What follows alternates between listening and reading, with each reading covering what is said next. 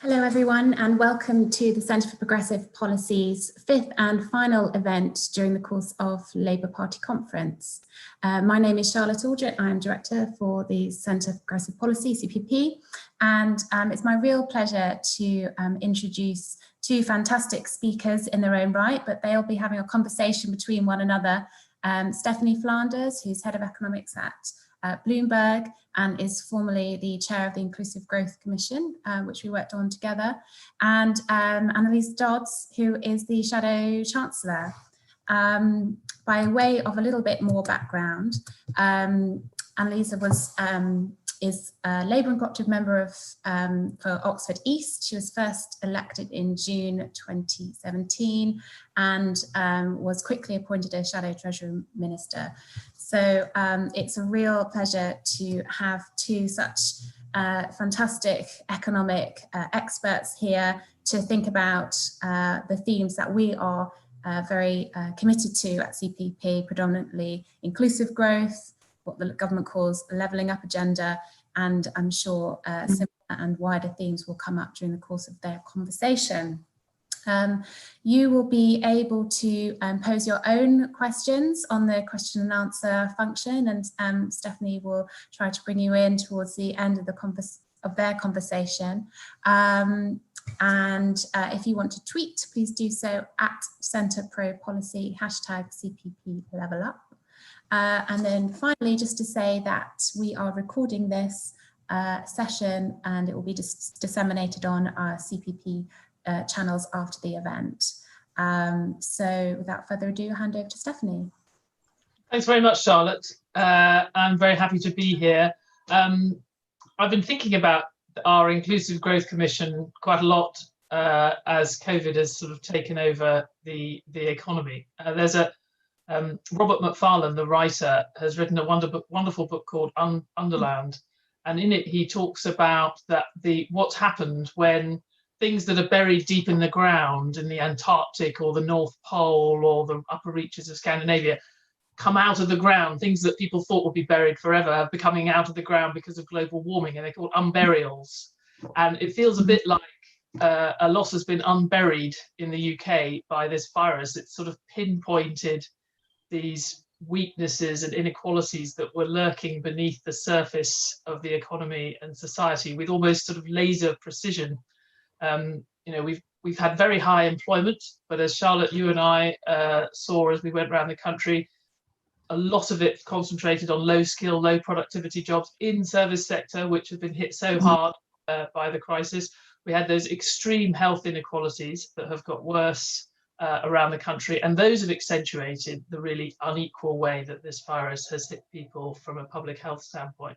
And then we had the deeply over-centralised government and economy. London playing a very outsized role, which was also replicated in the pandemic, appears to have played a role in giving us, making us the kind of centre of it for a while. But also the lack of a mature relationship between Whitehall and the rest of the country. We've seen how it made it so difficult for central government to implement nuanced local policies, and also very hard after all these years of reducing the money going into local services. It's very hard for local institutions now to fill the gap in response to this crisis and provide that leadership. So there's so many things that we've been reminded of that have been brought further up into view. But I think if you're a Shadow Chancellor, and indeed if you're Chancellor, you're facing not just that kind of the clarity of long-term issues we face, but this immediate need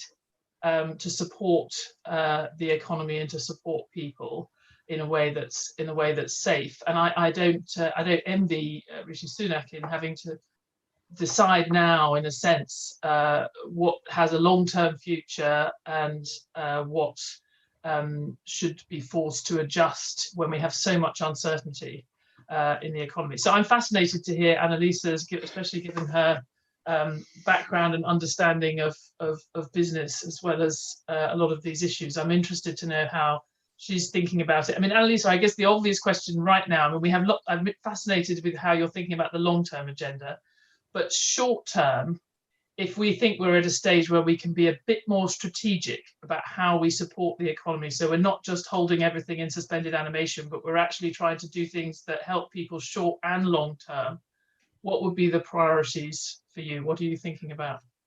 Yeah, well, thanks very much, first of all, for inviting me to be part of this conversation. And it's a real privilege, actually, to be talking to you, Stephanie, because I found your work just so illuminating and fascinating over the years. And I thought the work of the Commission was incredibly helpful, actually. I suppose, first of all, and it's an obvious point, but I don't feel that it's been sufficiently reflected as an economic issue over the last few months. We really do need to ensure that the public health response is radically improved, because even aside from the impact of restrictions, obviously we've had additional ones announced yesterday, the impact of the lack of confidence that's being produced by what's happening in the UK, I think is very substantial indeed. And so much of the debate is focused on the direct impact of restrictions, but actually what's happening to consumer spending, to investment by companies, when they're concerned that there won't necessarily be a long-term functioning test, trace and isolate system that could help us to have a grip on this. I think it's really important that we don't forget about that. And I've said to the Chancellor a number of times that confidence is a critical issue now for our economy, and that does involve having a very strong grip on those public health issues, and they relate to many of those regional matters, in fact, that you just reflected on, Stephanie, where we've seen, I think, very often a kind of reach to sometimes very large companies to try and deliver some of the parts of the response. They've really struggled to deliver. They found it very hard. I'm not going to criticise, anybody in those organisations. They've done their best, but ultimately, this is a crisis where there needs to be a more localised response because of its nature, because we understand how it's transmitted in different areas. I mean, the environmental health services not so far away from me know where the businesses are that will be struggling with this, where the overcrowded housing and multi-generational households are. It's not possible for someone in a call centre very far away from here to understand all of that. So I think we do need to have more trust actually in those local services. We need to look again at the resourcing of this effort in order to improve that public health side. But then, of course, there is that big question, as you said, about the balance going forward. Arguably, the job retention scheme, a number of the other schemes that were put in place, as you said, to an extent, they preserved what was there, although, of course, they didn't do that entirely. And in fact, as we've seen the ratchet going forward with the JRS in particular, we have seen a lot of jobs falling out from that, not fully reflected in the statistics, of course, yet, but we are seeing quite major redundancies coming through. And, I would be the first one to accept that there are difficult challenges. There will be structural change, I think, as a result of this crisis around, business travel, around people's use of office environments, around working from home into the future. I'm sure we'll go on to talk about some of those matters. So there are difficult choices about how we can make sure that we preserve economic capacity. But, I think here government has to learn from what worked when it created those economic packages in the first place. I do think, it's been having kind of discrete conversations with the peak associations, with trade unions, etc. Now we really need to actually, I suppose, deliver on the messages that have been coming through from them, which is that, yes, we'll need support for those parts of the economy that have been directly closed down, but we will also need it to be provided for strategically important sectors of the economy going forward. Now, I accept there's then a challenge. How do you define what's strategically important? There are boundary issues there. I've been completely open about that, but I've always said, yes, there are difficulties, but we have to face up to difficult issues and we have to deal with them. And the danger with the current approach is in saying that targeting is difficult, no targeted support is coming through. And that's really the worst of both worlds. So just to be clear, so come the end of October, and I know you spoke about this in your conference speech, but for those who didn't necessarily hear it, what you think that he's right, we should get rid of the scheme as it currently is, but then what replaces it? A targeted scheme? How? Which sectors? Well, again, we think the government needs to sit down with the representative organisations to work this out as a matter of speed. I mean, actually now this has become a rather more urgent question, of course, with the new restrictions that have been announced yesterday. We do think that the future of wage support has to be focused around at least some time in the workplace. We think that's really important. Now that will be then of course difficult for those companies that aren't able to operate at all, and we think that their needs do need to be considered by government. But the kind of successor to the job retention scheme, we think, has got to be what we're calling a job recovery scheme, where there is part-time working, then with subsidy from government, learning from what's working in other countries. Obviously, as you'd anticipate, I've been having a lot of discussions with the German side, the finance ministry, their SPD controlled, a sister party from ours. I'm not saying that it's perfect. Obviously, it's a system which has existed for longer, but I think it has been effective, particularly in some of those areas of the economy in Germany where there are long supply chains, where there's very significant regional impact if those jobs go. And how are you thinking about the fiscal implications of this? I know that you mentioned in your speech earlier in the week that Rishi Sunak was sort of cavalier with the public finances, but you would presumably not be talking about consolidation quite yet. I wouldn't be talking about consolidation now. No, absolutely not. I am concerned, actually, that I think businesses that might be seeking to invest, large or small, I think they're looking at the current context, and there's almost a kind of quadruple whammy really coming down the roads. There's I feel personally slightly loose talk around near-term tax changes, which I don't think would be helpful. I mean, obviously, in the long run, of course, we have to deal with the costs of this crisis, but I think doing so while we're right in the middle of the crisis is not sensible. We should be protecting that tax base rather than talking right now about how we would actually tax it. But then you've also got, of course, the prospect potentially of a chaotic Brexit coming very, very soon. You have the continued issues with the public health response in the UK. And then you have the switching off of those different support schemes. All these four things occurring at the same time, just over the next few months, potentially. I think that's just too much for many businesses looking to invest right now. It clearly is having a disincentive impact. So I think government needs to work to pull those away as much as possible. But then, yes, the reason why I was talking about that issue in my speech is because I find the whole debate quite frustrating. Very often people have said to me, oh, so Labour just wants to spend more, don't you? And actually, I don't think it's about that at all. It's about making sure that public spending is targeted where it's needed now, that we don't have last-minute panicked responses, as I would argue was potentially the case for the job retention bonus, that we have a more strategic approach so that we can try and preserve that economic capacity and keep people's livelihoods going as much as possible.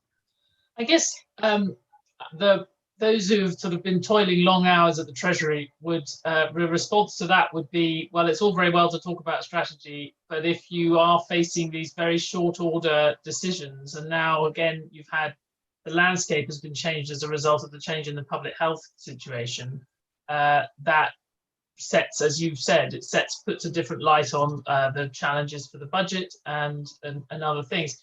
I mean, there's been a lot of talk since the beginning of the crisis about making support conditional on things that one would like companies to do, or being strategic in the way that you target support.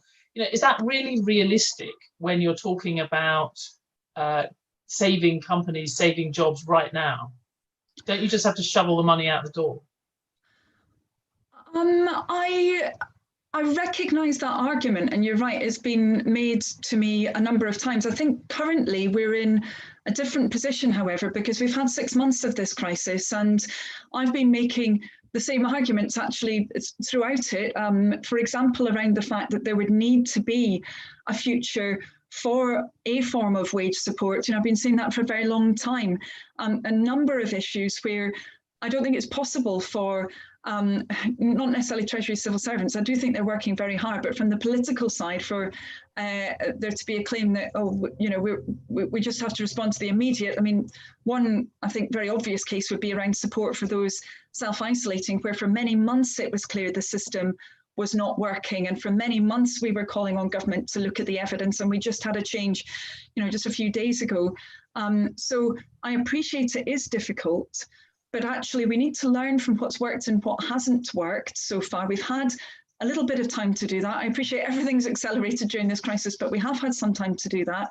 And for example, we've seen with that furlough scheme, job retention scheme, for example, some companies using it, and I think that, the Chancellor himself has acknowledged this, against the spirit of the scheme. So for example, making people redundant so that they're no longer receiving a wage, but then paying their redundancy out of the scheme, and those other kinds of practices. Now, surely we know that's happened, so we need to make sure that schemes into the future operate more effectively. And I'm not talking about backward-looking conditionality, but forward-looking conditionality, where also I think there's a shared agenda here. And I've talked to a lot of business who, really feel that now is the time when, we can work together on many of these issues. There just has to be the political will around it, I think. Well, just to push on to that, one of the agendas that one could push would be a zero carbon, accelerating a move to zero carbon. And I think, and you suggested in your speech earlier in the week that that should be a clear condition of any public support, that a commitment to that agenda. I guess the challenge is, are you going to actually let a business fail if they can't present a challenging path to zero carbon, even if that means job losses right now? That's the challenge that many policymakers are facing around the world. Well, it is, but in many other cases, we see that, in fact, government has supported industries in order to be able to get there where there are those challenges. We see, for example, aerospace, where there's been a strong push towards supporting hydrogen, for example, particularly in France, but also to an extent Germany as well. So yes, there are industries where there are those challenges, but ultimately I would kind of flip it around and say, actually, there are many responsibilities on government around this as well. When I talk to businesses, a lot of the time, the barriers to them reaching more environmentally friendly performance are because of a lack of government coordination or willingness to allow local coordination around issues like planning, for example, energy use, other features like that. So this has got to cut both ways, but I do think that there are many opportunities actually for that kind of joint working there. And as I say, I do believe that we're seeing that in other countries. I'm not going to say that it's easy. Is there going to be any perfect system? No, there isn't. But I think we should at least try and to be ambitious around this. Ultimately, we're talking about very large amounts of public money and a climate crisis that is upon us, is not going away, and we should be working to do all we can to face up to that. I think there's a similar question. I think you said on Monday, you spoke about conditions for investment in employment programs being sure that they result in good quality jobs. I guess I would put a different version of the same question. How can you, if councils up and down the country, and often parts of central government, have presumably wanted to create quality jobs, but actually the jobs that were available, the jobs that were there to be had, were low quality jobs. If that hasn't happened over several years, how are you going to do that in the next 6 months, 12 months, when actually you have young people potentially scarred by not getting any job at all? Are you really going to be able to say, no, it has to be high quality, I'm not going to let you create call centre jobs or whatever it is? Well, I think we need to learn from what's worked and what hasn't worked here. If you look at the Future Jobs Fund approach, for example, after the last financial crisis, if you look at the work by the Welsh Labour government, actually their systems of support for young unemployed people have involved a whole range of different stakeholders who've been engaged to understand the local employment context and where there would be those kinds of challenges. But secondly, they have had that commitment to good quality opportunities.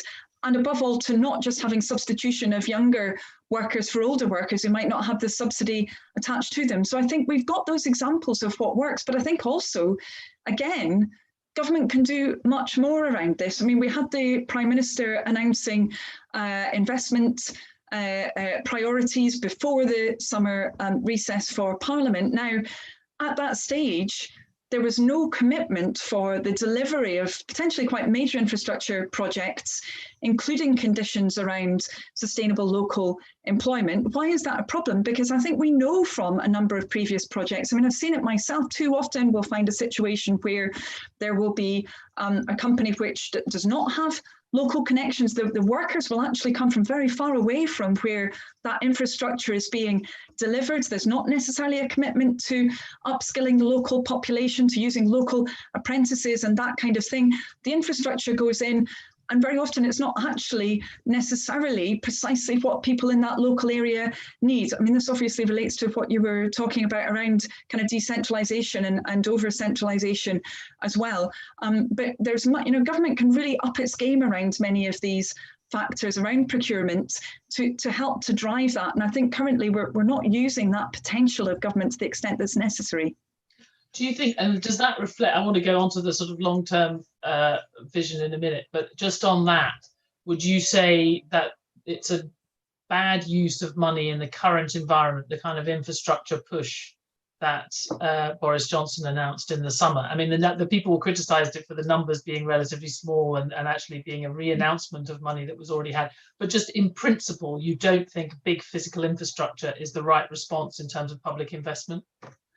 I do believe we have to have that investment in infrastructure, but we need to make sure it's both dealing with the infrastructure gaps where they exist in the most effective manner possible and having those positive impacts on employment. I do think it's possible to achieve that. Again, I think we have examples from other countries of both how to do this well and how to not do it well, as well as from our own nation, in fact. Clearly, infrastructure investment is going to have a stimulus impact, and we need that now. We need that in the UK economy. So it's definitely not bad. I think it can be better, is what I'm saying. I think it can be more impactful if we have more ambition around this. Okay, so just sort of stepping back and thinking about what Labour's agenda is for the country and some of the issues that I raised at the beginning. I mean, you have a Conservative government that doesn't seem to care about austerity anymore, doesn't seem to care, is happy to be borrowing very large amounts and isn't necessarily talking about short-term consolidation, and has also talked about levelling up. How do you respond to that? I mean, what's the Labour? I'm not sure what the Conservative definition of levelling up is, but what is your definition of levelling up? And is that something you recognise as a major part of Labour's mission? You've highlighted one of the problems with this debate, which is that levelling up can mean very, very different things to different people. I mean, as far as I'm concerned, it's about dealing with regional inequalities, but also other forms of inequality. And I would say that actually, I don't feel there is the understanding necessary of how to deal with those inequalities currently in government. And I think that's revealed by the fact that actually austerity, I mean, I don't like using that term because I think lots of people don't necessarily connect that word with their experience of reduced services and communities where the economy isn't working. But actually, we're seeing those cuts continue in spades in local government right now. So, potentially within year cuts coming in local government. Now, that is an enormous problem because I don't think it's possible to deal with many of those inequalities without having empowerment at the local level. You don't get then schemes that are well designed. You don't deal with the issues that people really care about. I mean, one example of this that I'm kind of particularly a bit annoyed about is the whole Beechings reopening programme, where rather than having a proper joined up approach to the transport challenges in different areas, Instead, individual MPs have got to go and present their proposals to the minister and to civil servants. I mean, this is just a completely centralised process. Obviously, it's one which, for the sake of my constituents, I've been kind of engaged with, but really, this is not how we can deliver that sustainable change that's necessary. But what is levelling up? What is? Yeah. Well, as I was saying, I think it's both about regional inequalities. I think there we've got to be very clear about what the parameters of those inequalities are. If we just focus on income, for example, and don't take into account housing costs, then I think we can get an inaccurate picture of the extent of those inequalities and where they are. I think it's obviously about opportunities for social mobility, for accessing different forms of work, particularly stable work, where I think we've got some real deserts in different parts of the country where it's very, very hard for people to be able to access stable, decently paid work. I think it's also then, so as I mentioned, not just about differences between regions, but also within them. And I think it's really important that we don't miss that point.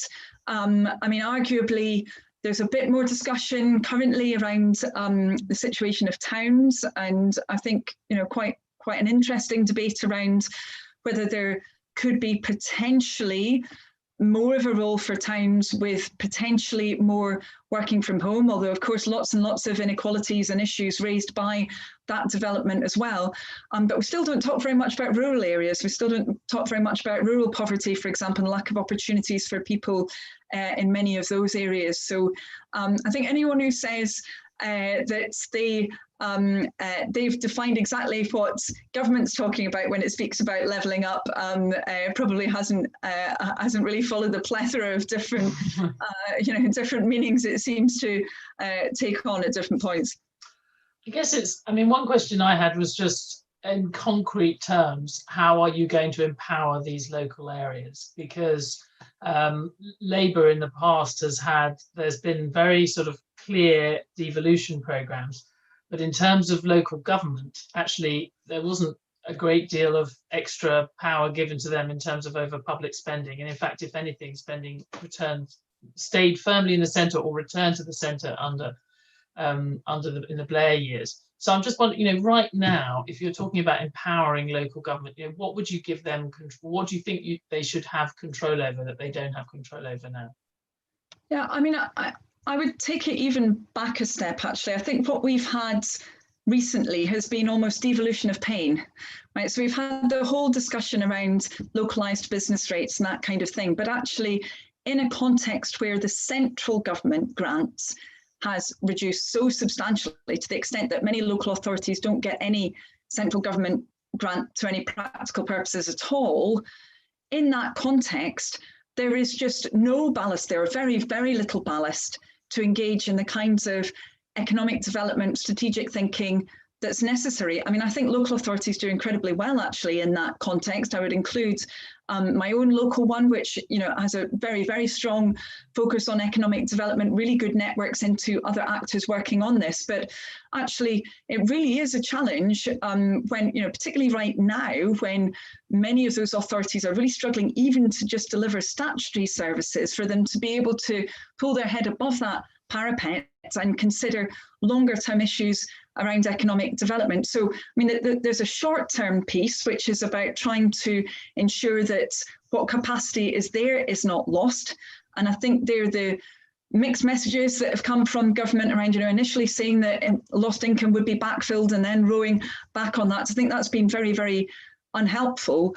But I think in the longer term, there needs to be a mindset change. I mean, I've had kind of frustrating discussions with government around things like income generation by local authorities, where they've said to me, oh, but that's all been risky, hasn't it? That's been really risky activity. Well, you know, what do they expect local authorities to do when they've had their grant cut back massively, when it's, you know, they don't want to be raising additional council tax if they can help it, not least given that's become an increasingly regressive tax.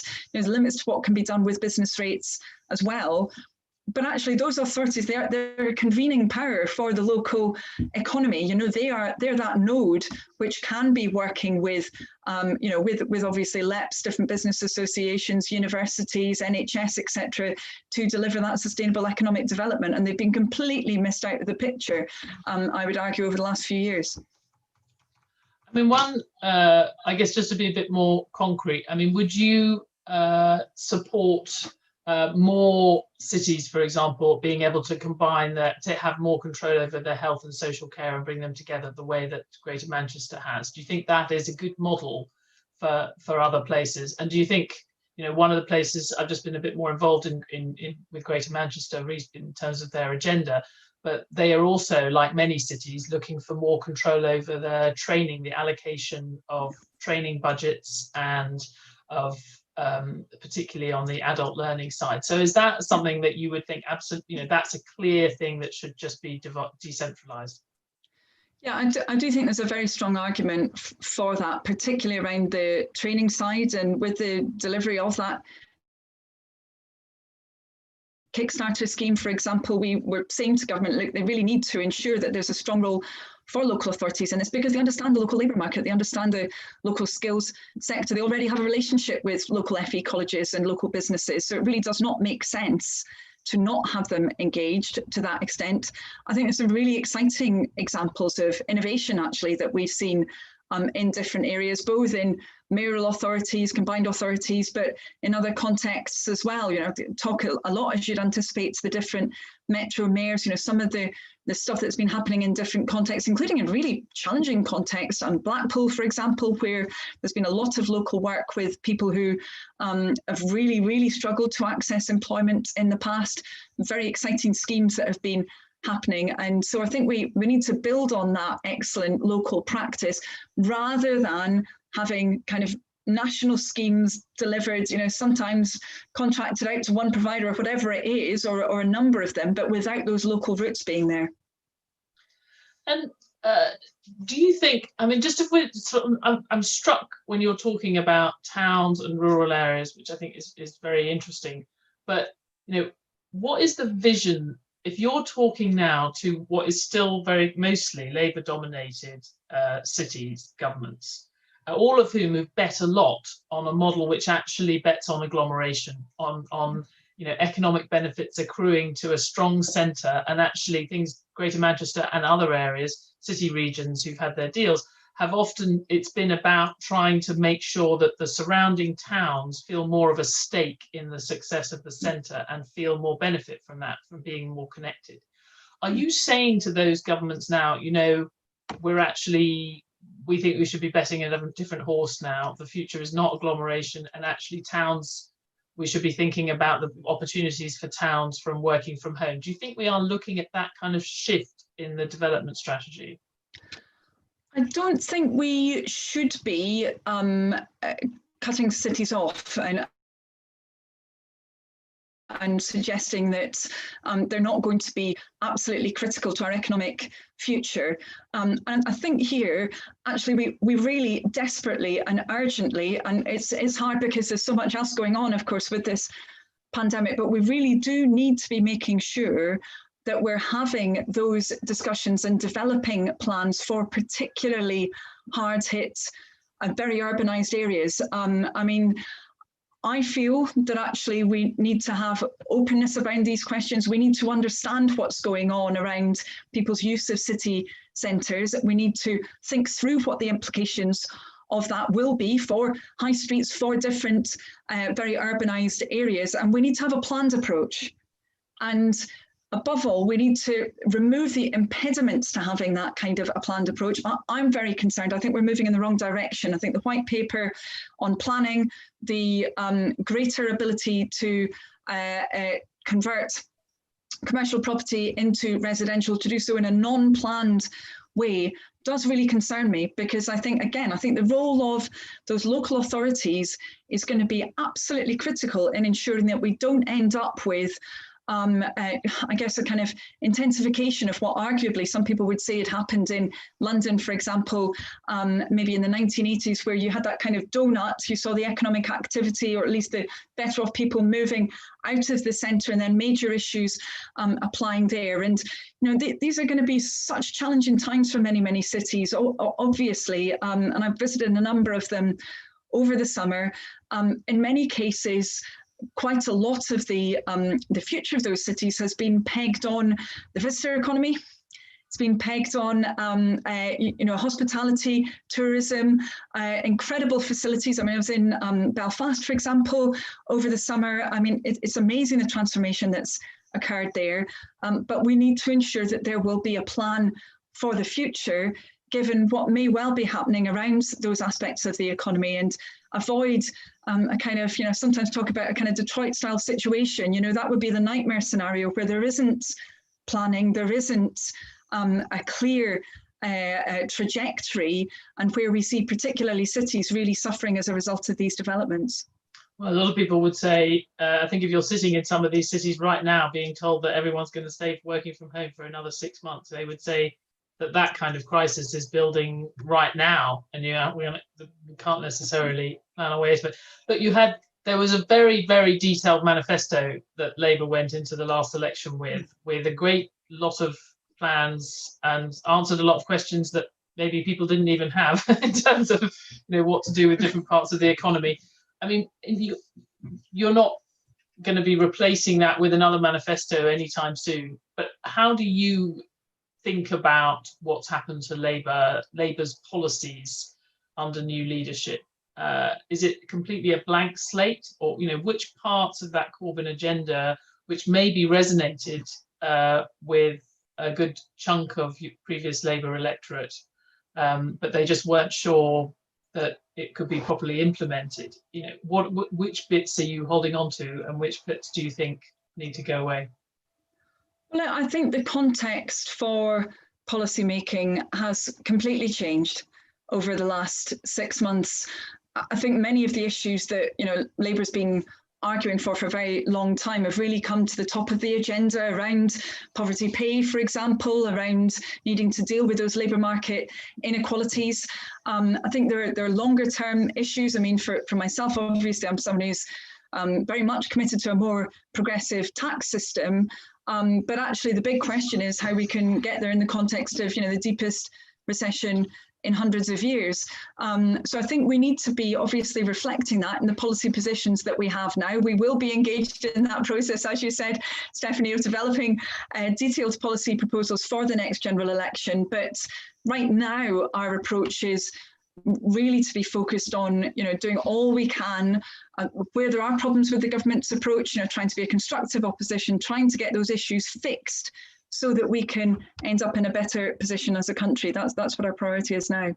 But as far as you're concerned, it was too. I'm just trying to think of sort of what a manifesto, regardless of the details, a manifesto that you're comfortable with would be less ambitious, less detailed. I don't think it can be less ambitious at all. I think it has to be more ambitious. Quite significant chunks of the economy were going to be nationalised. We were going to create new departments. I mean, it was quite universally agreed to be the most ambitious in terms of concrete changes that were being attempted of any manifesto in quite a long time. But then I suppose, Stephanie, we could say, well, look at what's happened over the last 6 months around, for example, the recognition of problems in the social security system, finally, that, we were trying to point out for a very long time indeed, but also the problems that it's revealed, this crisis. And, a number of them, I would say, are areas where we will need to really seek to develop policy that will be effective. I mean, one thing that's been very clearly revealed to me throughout this crisis is the poor quality of industrial coordination, at least the extent to which the centre works with those out in the country who can help to deliver that. I mean, I've been really frustrated by the fact that we've got lots of excellent manufacturers, for example, trade unions trying to work with them, and it took a very long time to unblock those processes to get the production that we needed for the public health effort. That will have to be a much bigger part of Labour's thinking into the future, how we can really sort that out for the future so that we get the benefit from all the innovation and the fantastic work that's going on in the private sector and, as I said, the trade union movement. So, I think for us to, okay, we can't say that this pandemic has changed everything, but I really do think it will be a very different context as we move into that next general election. So it doesn't really make sense, I think, for me to say now exactly what those policies will look like. One of the things of the context that has changed completely is the environment around public spending and borrowing, obviously. And we have a question about this from Mike Cashman, who's we all heard from the Tories in late 2019 what a disaster for the UK major public spending would be, and have now seen public spending that makes 2019 plans seem timid. Where on earth does that place the public finances in 2020? I mean, I would say to you, as someone who is potentially a future Chancellor, people are never going to believe that we need to cut spending and cut borrowing ever again, are they? I mean, they've been shown that actually there is a magic money tree that has suddenly magically produced all this money that they've been told for 15 years or 10 years was not there. Doesn't that make things very difficult for any Chancellor looking forward?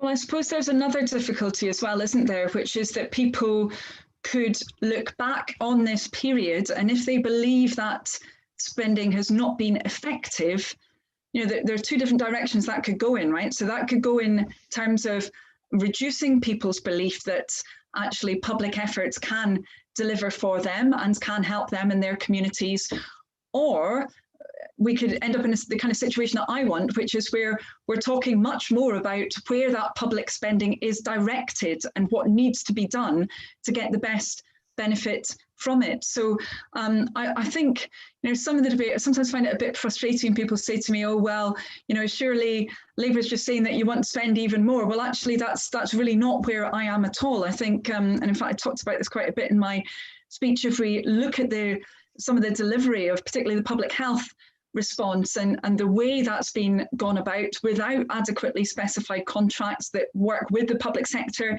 in particular, kind of last minute, what I would view as panicked measures, that's not been public spending delivering in the way that it needs to.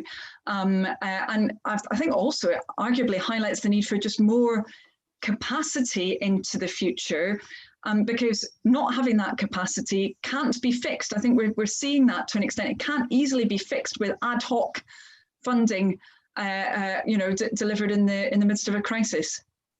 And what would be your principles? I mean, there's been some discussion around the balance of, again, just in broad terms, if we're thinking about the big pile of public debt, but also the potentially continued high borrowing that will have to come down eventually, even if we're not trying to reduce the stock of debt.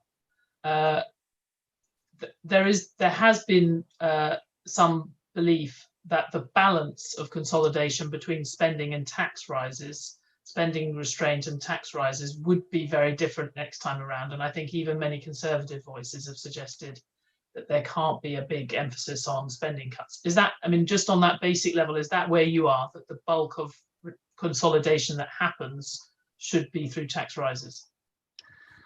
I mean, I have to say that I think that debate occurring right now, personally, is premature, because as I mentioned at the beginning of this, I think that some of the kind of shadow boxing that's going on in the Conservative ranks seems to be actually leading to concern in the business community around the impacts of this. So I think we should be focused on the size of the tax base, trying to retain that.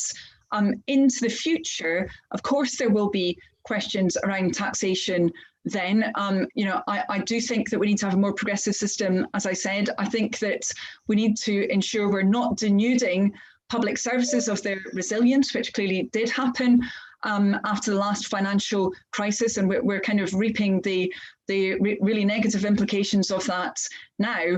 I think the precise balance of how that works will need to be looked at very, very carefully indeed. But I would also just say as well that obviously the kind of size of whatever needs to be dealt with into the future can be impacted by government. The most successful way to try and deal with this now is to try and prevent that reduction in economic capacity that we're seeing, to try and prevent us having to have a more generalized lockdown, which would clearly have a really significant impact, knocking 5% off GDP, setting back the recovery by around a year potentially. So that focus on the public health side, again, is so critical.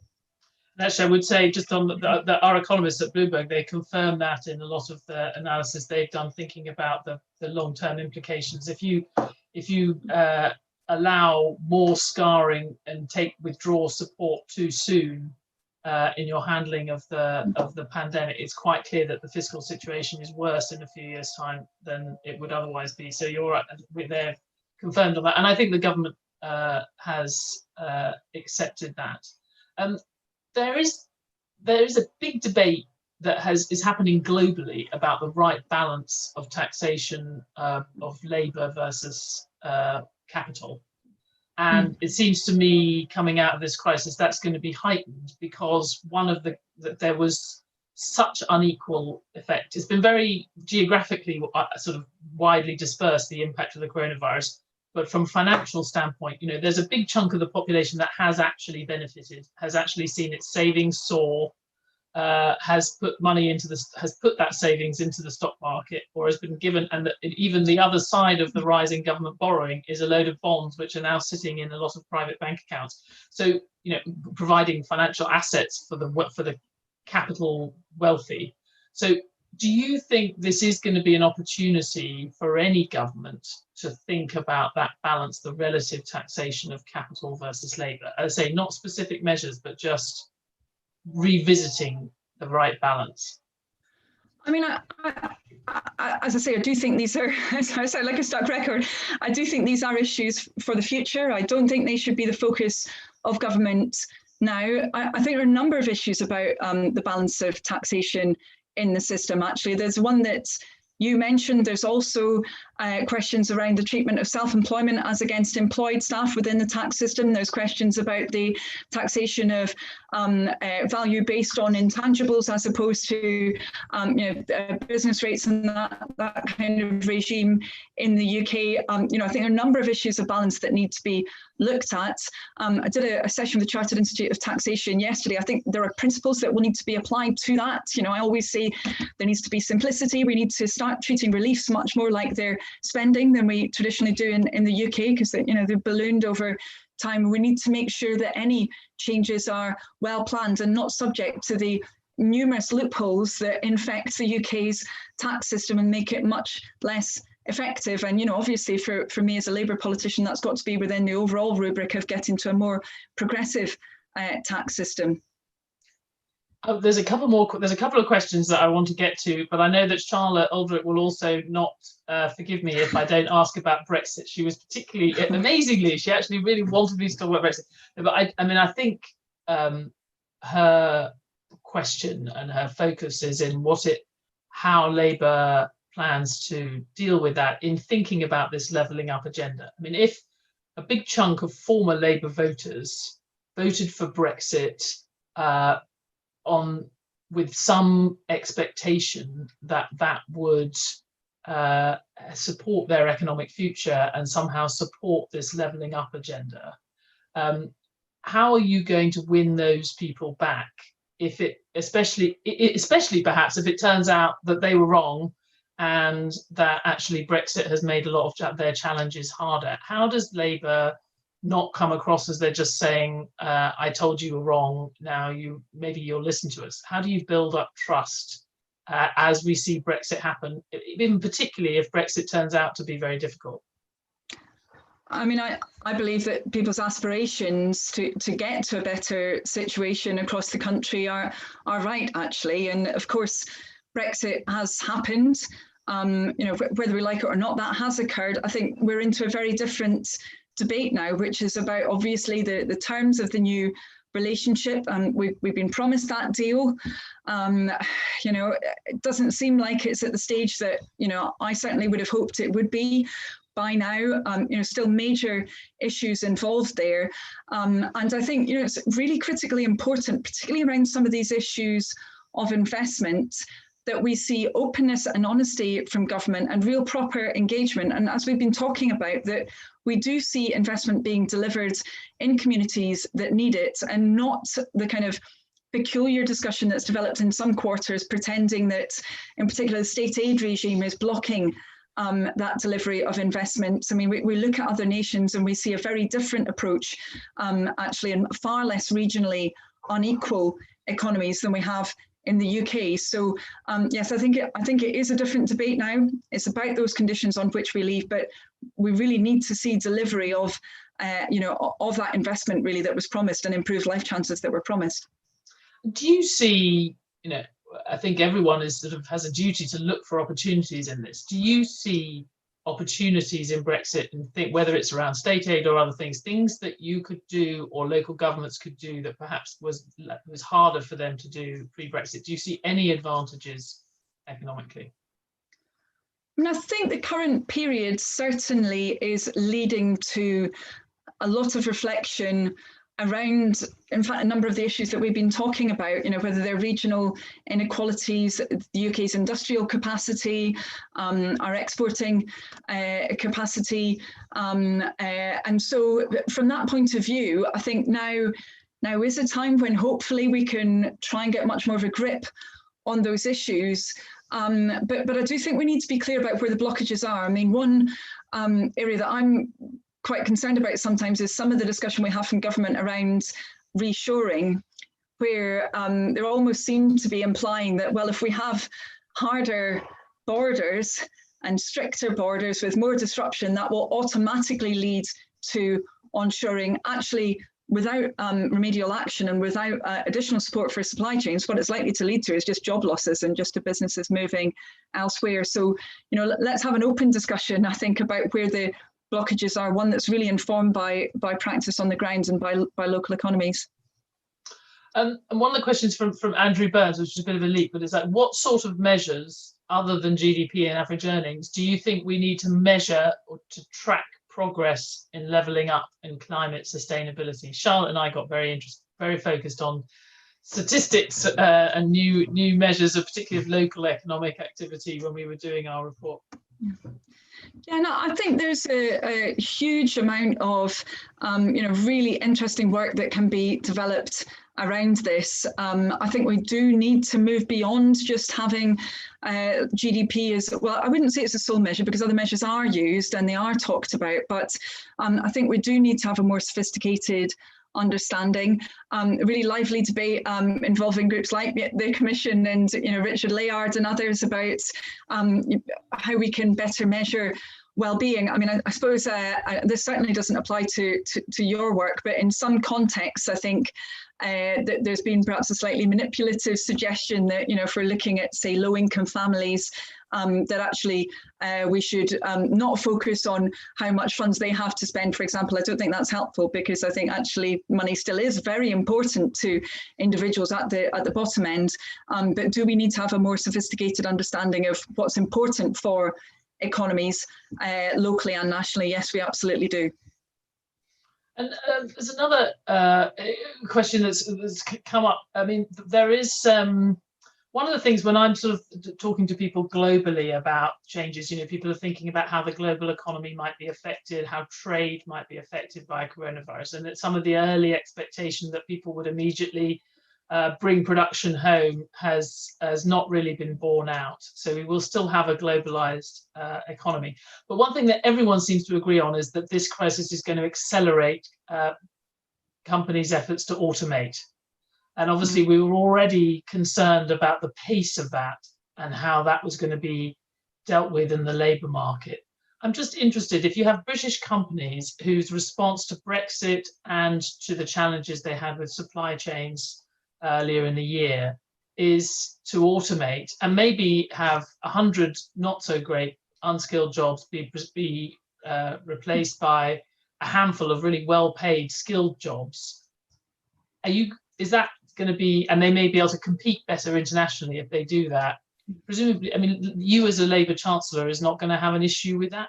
What's your response to dealing with very fast automation, faster perhaps than we thought?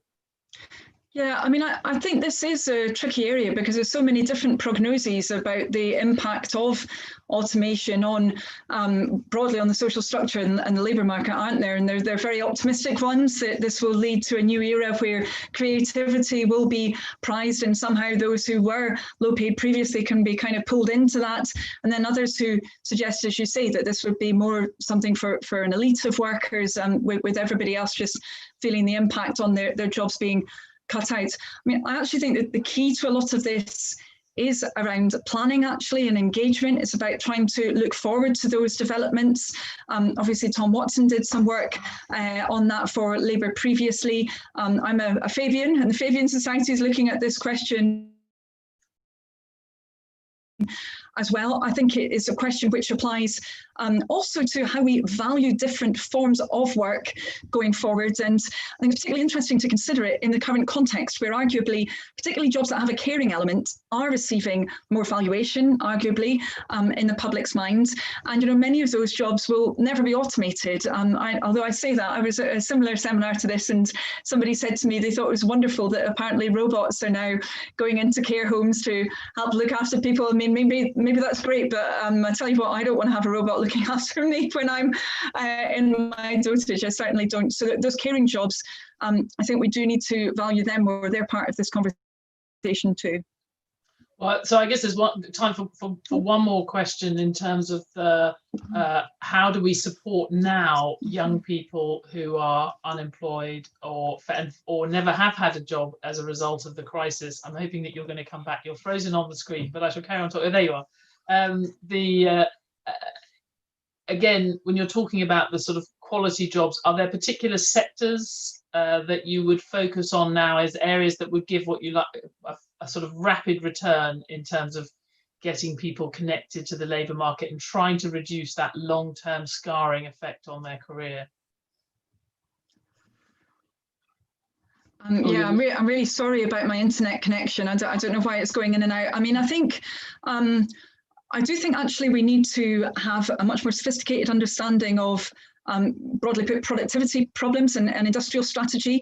I mean, traditionally, we haven't had any sector deals around care or around retail or around those parts of the economy that actually, are delivered by large numbers of workers, and where improving management, improving the skilling of workers could have really quite a significant impact. I think also actually in many cases having a more open discussion about pay and its linkage to productivity is very, very important, where arguably reduced pay over time has had a negative impact on productivity.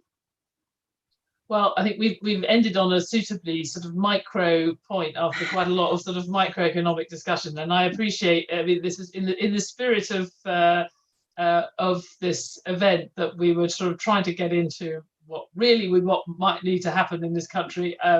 You sound like you're having to go to speak at far too many seminars and events like this, but I know that on behalf of Charlotte and everyone at the centre, we're very happy that you could do it, and I personally was happy to have the conversation. So thanks very much, and thanks to everyone for dialing in. Lovely, thanks a lot. Thank you. Cheers. Take care.